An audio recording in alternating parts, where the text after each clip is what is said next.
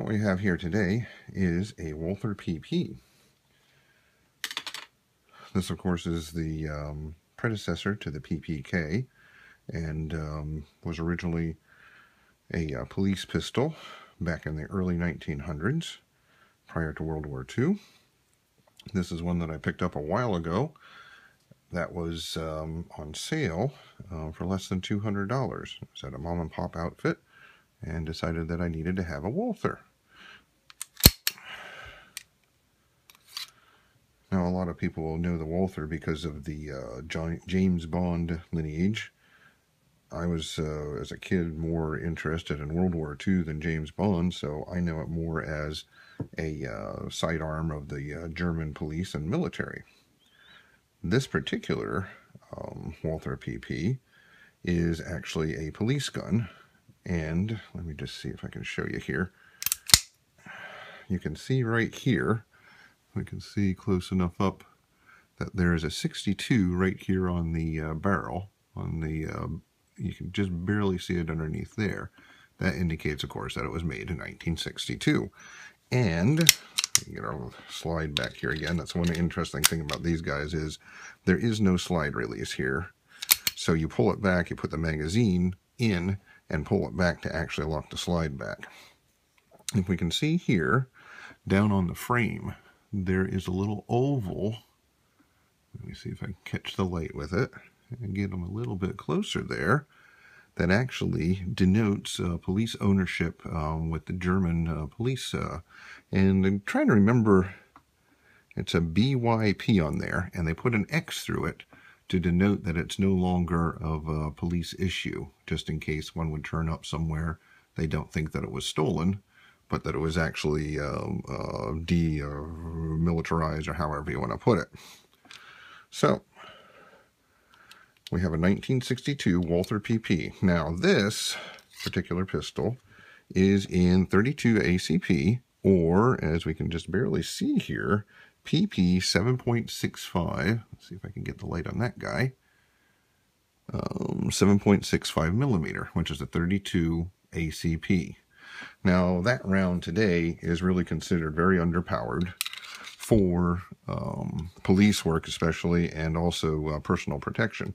However, back at the time whenever this pistol was still in use, and before that, with the military and with the German police, it was considered just fine, that it had enough power. Nowadays, with all the high-capacity pistols out there that the police are facing, they've moved up also to either an 8-round 9mm or about a 16 or 15-round semi-automatic high capacity. Like I said, this particular pistol I picked up at a very good deal. It is a German-made pistol, of course, since it was issued in Germany. And again, I said about that we didn't have a slide stop on here. This is one of the earlier pistols with a magazine release up here, and it's very nice here. Our slide is locked back, and you just push on that, and voila, your magazine drops quickly out. This is a factory magazine for 32 ACP. Put him back in. Now, you can't put your slide forward, period, if you have an empty magazine inside. So, if you want your slide forward, do that. Now, after we did that, another thing to look at, of course, everybody goes crazy about making sure that everything's empty, which is, of course, is standard procedure. Now, the safety is also a decocking safety. As you can see here right now, the hammer is back and would be ready to fire in single action. So you just flick, and you also can see here's the pistol is on fire, and you've got your red dot. So flick that down, and voila, you're decocked. Now, I know the Walther P38s, and I actually had one that had a safety failure. It did not fire, but whenever I disassembled it to replace some parts, I found out that this mechanism right here, which is the safety block, actually had broken, like they all talk about that particular type of pistol happening to it. So, and you can also see here too, while it's unsafe, you can't do anything. Of course, I with that there. As soon as if it's unsafe, you pull the slide back. If you raked it around, that hammer automatically goes back in. Now, I wanted to mention too, there's a lot of variations of these. Now, this is a post-war Walther Pp. There are, of course, World War II and pre-war World War II. Now, these are pretty well all the same at that point. What happened was, though, that they changed location of manufacture. This one is actually, let's see here, one's Ulm/DU. And I don't, let's see if we can get a, barely see that there. If you're looking at a pistol, if you're looking at a used PP or Walther PPK or PPKS, you can find the manufacturer on here. Now, the current ones are made in the United States. And up until probably maybe about a year ago, they were also branded with Smith & Wesson. They had a partnership with Walther, and they were making the PPKs, PPKSs. Actually, let's give a little bit on that, too. This is a Walther PP, which is the oldest one. And a PPK has a shorter barrel, about by that much, and a shorter grip, about by that much. Otherwise, they're pretty well exactly the same pistol. PPKS has a standard grip, which is the length of this, which a lot of people like because they can actually get their entire hand around there. You know, I got my 3 fingers there, and it has a shorter barrel. That was originally done for importation laws whenever they were made overseas, that they could not have a shorter grip on it and a shorter barrel. So they shortened the barrel and kept the grip the same size as the Walther PP.